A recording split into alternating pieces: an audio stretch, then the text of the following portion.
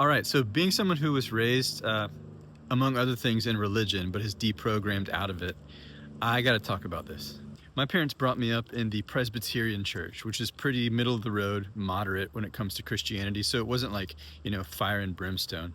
And yet, inherent in my religious conditioning, or really any kind of religious conditioning, if it's belief based, is the concept of us, the believers, and them, the non believers, right? So them and us, which is a great Bad Religion song off a great Bad Religion album. Anyways, this concept of them and us, it never sat right with me as a kid, and it still doesn't sit right with me as an adult.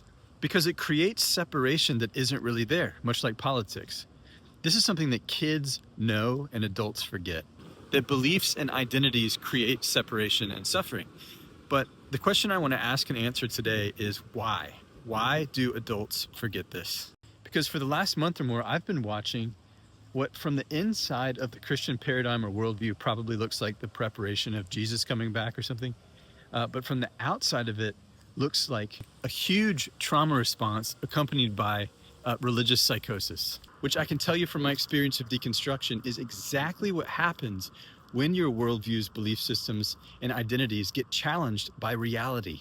So the reason why adult human beings cling to beliefs, belief systems, identities, and worldviews, and then have trauma responses and religious psychosis when they're challenged by the rising tide of human consciousness is for one reason and one reason only, because they don't want to feel what's been buried and repressed in their bodies since they were kids. And believing things like the false binary of them and us is just one of many attempts to keep them safe in their belief bunker and connected to the other people that are in the bunker with them, all of whom need to live in their head in order to stay away from the emotional repression that's in their bodies. As we very often say in KI, it's safer to believe things and suffer than it is to go into the body and resolve, feel, and express what's true.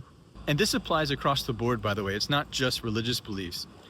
It's beliefs about politics, about race, about sexual orientation, about gender.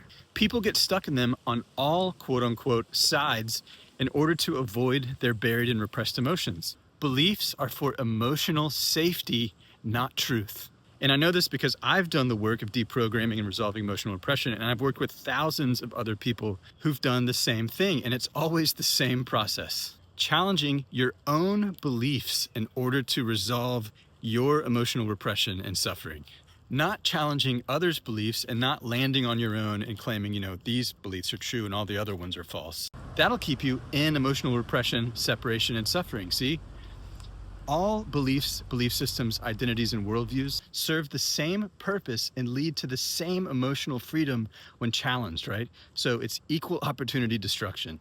So regardless of the content of them, if you've had enough trauma responses and psychosis, tap the link in the caption of the bio.